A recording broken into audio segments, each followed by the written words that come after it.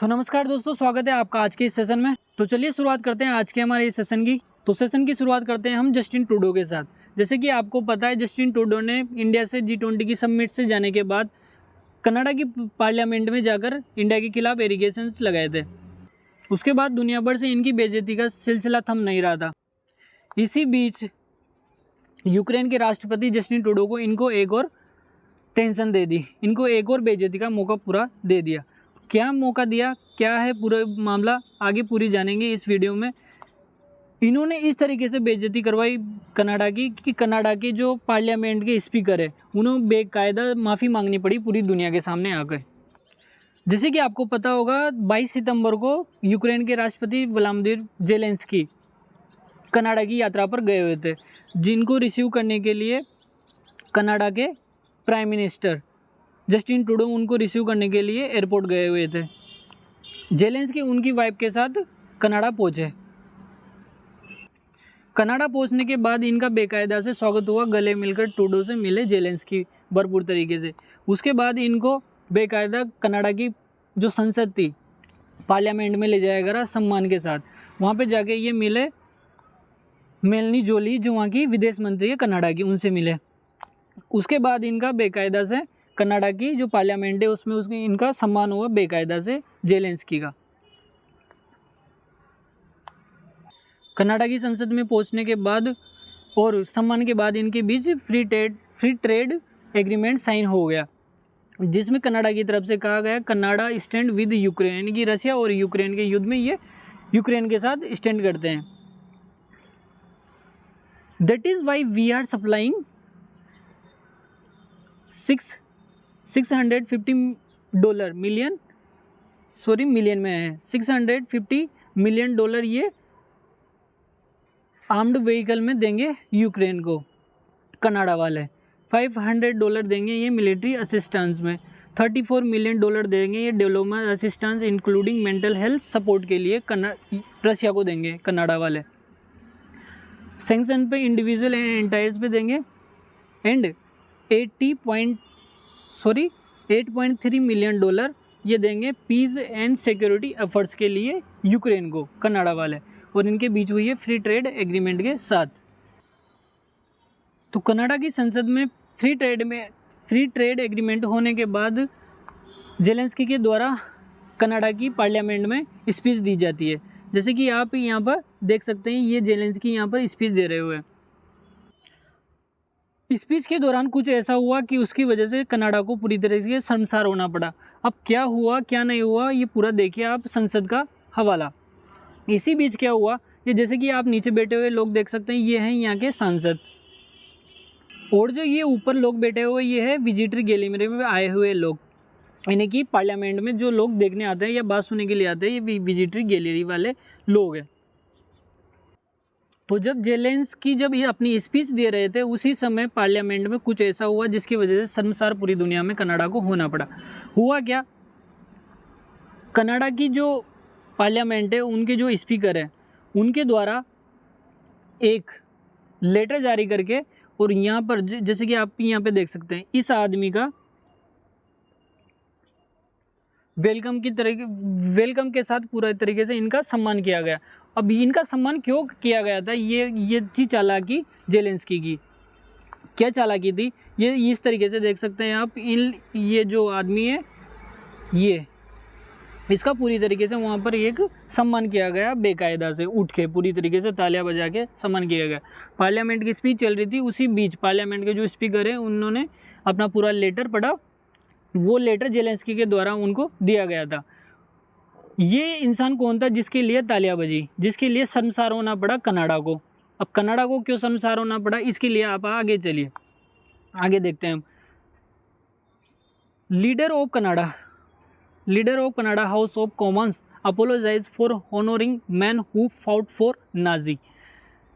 कौन था ये, आपको इंग्लिश में थोड़ा सा समझ में आ गया हो तो ठीक है, वरना आगे मैं पूरे डिटेल से बताऊंगा। Canada house speaker apologise after Nazi honoured in parliament. ये कौन था, ये वो आदमी था दोस्तों जिसने हिटलर की तरफ से यूएसएसआर के खिलाफ लड़ाई लड़ी थी यूक्रेन में। एक सेकेंड, आप सोच रहे होंगे कि ये नाजीवादी यूक्रेन में कहाँ से आ गया, वहाँ तो यहूदी थे। तो जो यूक्रेन है हमेशा, तो आपने देखा होगा कि पुतिन दो भाग बोलते हैं कि यूक्रेन के दो भाग हैं, एक तो वो जो यहूदी लोग हैं और एक जो नाजीवादी अपनी सोच रखते हैं।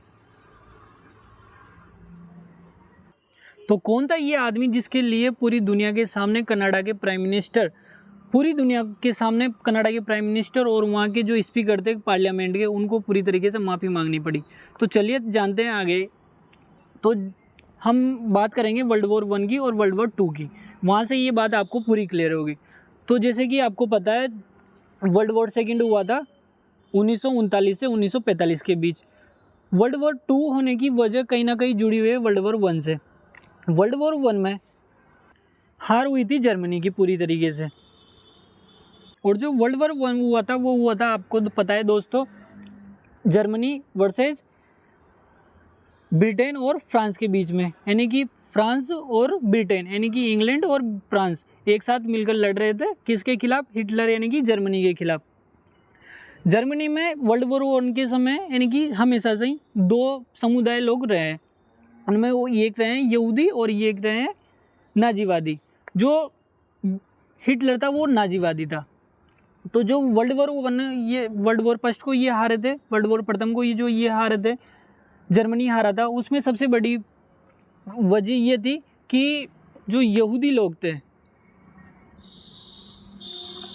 वो जो जूजी आप कहते हैं उनको इंग्लिश में, यानी कि जो अदर कंट्रीज़ के लोग हैं जो इंग्लिश में पढ़ते हैं, जो जूजी कहते हैं, हम जूजी लोग जिनको कहते हैं, उन्होंने जर्मनी का साथ नहीं दिया था, ऐसा हिटलर का मानना था। उन्होंने साथ क्यों दिया था, वो पढ़े लिखे लोग थे, बिजनेसमैन के लोग थे, यहूदी लोग थे, जो पढ़े लिखे लोग थे और जिन्होंने वर्ल्ड वॉर 1 में पूरी तरीके से साथ नहीं दिया था जर्मनी का, ऐसा मानना था हिटलर का। तो वर्ल्ड वॉर 1 ख़त्म होने के बाद वर्ल्ड वॉर 2 के लिए शुरुआत वहीं से हिटलर ने कर दी थी, और इसने पूरी तरीके से अपने देश में अर्थव्यवस्था इसकी पूरी तरीके से बिगड़ गई थी। लेकिन उसके बाद इसने अपना संगठन वापस से मजबूत किया और इसने कहा कि जर्मनी में तो सही, लेकिन पूरी दुनिया में जहाँ पर भी यहूदी लोग हो उनको ख़त्म कर दें। ये थे नाजीवादी। कौन? हिटलर नाजीवाद समुदाय का ये सदस्य था। तो इसने पूरी जो नाजीवादी इसकी पार्टी थी उसे कह दिया कि जहाँ पर भी यहूदी लोग मिले पूरी दुनिया में उनको ख़त्म कर दो। इसी के साथ इसने आसपास के जितने भी इसके पड़ोसी देश थे उन पर हमला करना शुरू कर दिया। इसी के साथ ये फ्रांस और जर्मनी के ये जर्मनी आप यहाँ पे देख सकते हैं जैसे कि, तो ये पोलैंड के रास्ते हुए पहुँच गया यूक्रेन, जो उस समय यूएसएसआर का हिस्सा था, जो 1991 में 15 भागों में टूटा था यूएसएसआर। रशिया वाला क्षेत्र था ये, यानी कि रशिया जो अभी बड़ा क्षेत्र को रशिया मानता है, उसके बाद छोटे छोटे ये फिनलैंड, बेलारूस जो जिसे बोलते हैं आप, यूक्रेन, अर्जेमेनिया, ये सब उस समय, कजाकिस्तान वगैरह जो मिडिल ईस्ट की जितनी भी कंट्रीज है वो उस समय यूएसएसआर का हिस्सा हुआ करती थी। तो वर्ल्ड वॉर फर्स्ट में हार के बाद जर्मनी के जो अडोल्फ हिटलर थे वो पूरी तरह बौखला गए थे और ये पोलैंड के रास्ते से यूक्रेन चले गए थे। अब जो रूस का कहना है, रूस यानी कि पुतिन का जो कहना है कि ये यूक्रेन दो भागों में, एक तो जो भाग है ये वाला जिसको अभी तक लगभग इसने रशिया ने यानी कि पुतिन ने अपने कब्जे में कर लिया है युद्ध के दौरान। दूसरा वाला हिस्सा है जो पश्चिमी यूक्रेन है, ये वो लोग हैं जो नाजीवादी समर्थक है, और जो ये हैं यहूदी लोग यानी कि पढ़े लिखे लोग और बिजनेसमैन लोग जो पूर्वी साइड रहते हैं यूक्रेन के। अब आप पोलैंड के रास्ते से जर्मनी के कौन अडोल्फ हिटलर यहाँ तक पहुँच गए यूक्रेन तक, और इसने यहूदी यानी कि जो यहाँ पर लोग रहते थे उनको मारने के लिए पूरी तरीके से आदेश दे दिए। और जो यावोस हुंका जो ये आदमी था, कहाँ गया ये यावोस हुंका, इसका नाम है यावोस हुंका, ये था इस वाले यूक्रेन के हिस्से का नागरिक, इस वाले हिस्से का, ये वाला जो हिस्सा है ना यूक्रेन का, इस वाले हिस्से का नागरिक था ये उस समय, सेकेंड वर्ल्ड वॉर से पहले। तो ये हो गया, ये था नाजीवादी समर्थक।